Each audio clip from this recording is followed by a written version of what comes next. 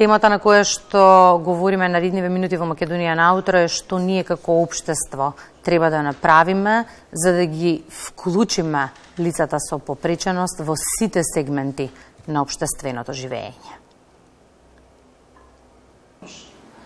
Деновиве во фокусот на јавноста, односно на големо се зборува за онаа категорија на луѓе кои што се со интелектуална попреченост, некои со поголем процент, некои со помала, но на таа тема разговараме со рехабилитаторот во Дневен центар. Може ли да ни објасните кои се условите за животот, односно како живеат оваа категорија на луѓе, бидејќи секојдневниот живот кај нив и кај нас е сосема поразличен? Условите за живот на лицата со интелектуалната попреченост варираат во зависност на видот и на степенот на нивната попреченост и се разбира прифатеноста што ја доживуваат они од општеството, од здравствените и од образовните институции. Исто така најбитна е поддршката што добиваат од нивните семејства и од нивните најблиски.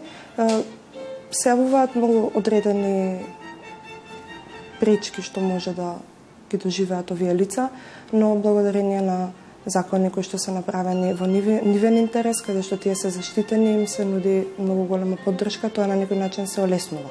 Ете, вие како специјалист, односно експерт за таа проблематика, дали се подобруваат условите за нивна поуспешна социјална инклузија во општеството, за да би колку толку да се осеќаат рамноправни со останатите граѓани во општеството? Социјалната инклузија за лицата со интелектуална попреченост на некој начин е подобрена со самото тоа што имаме инклузивно образование и тие имаат интеракција со секакви, со деца со типичен развој и што им е возможено вработувањето и со самата инфраструктура што има низ градот, каде што на нив им се обезбедува пристап до одредени приватни и јавни институции и простори.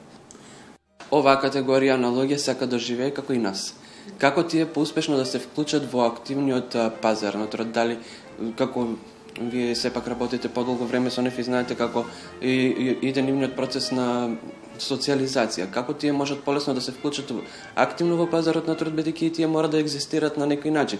Барем оние кои што се самостојни, кои што не зависат од, например, кои што ги имаат оние асистенти. Со однос на законски регулативи, каде што на нив им се прават одредени можности за да може да се вработат и да бидат на пазарот на трудот, најбитна е интеракцијата што имаат на работното место со работодавецот и со нивните колеги, со цел да бидат прифатени, да постигнат најмногу што можат и се разбира установата во која што работат да биде адаптирана за нивните услови и постојат и многу работилници како што се драмски секции, ликовни или музички работилници, каде што на нив може да им се истакне нивниот талент, дали ќе за свирење на некој инструмент, пеење или одредена ликовна. Каква е состојбата во образовниот процес? Најме дека тие луѓе побавно перципираат, односно тој материјал што треба да го прифатат од образование.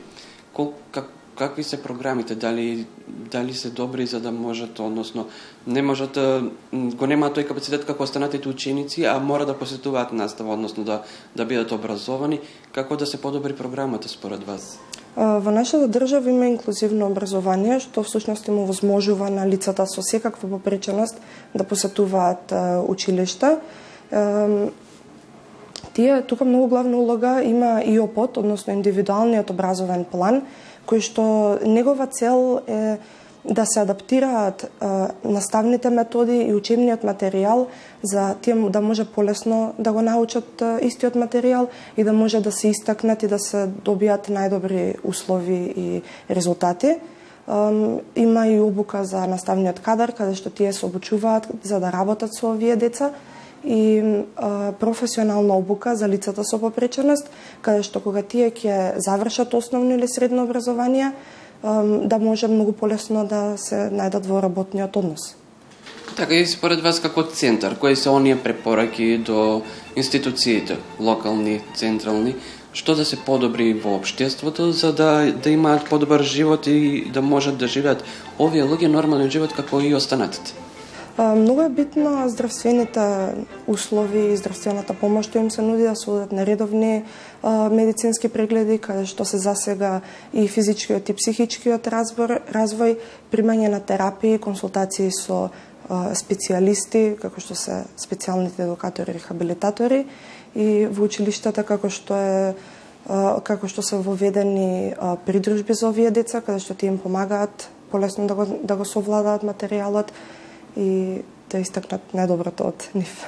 Така, Лила, јас ти благодарам што ги отворивте вратите на Центарот во мојот свет, за да подискутираме на оваа тема и да бидете активни учесници во емисијата Македонија наутро. Се надам колку толку успеавме да ја доловиме онаа проблематика со која се соочуваат оваа категорија на граѓани. Тие се луѓе, исти како нас, и заслужуваат еднаков третман како и останатото население.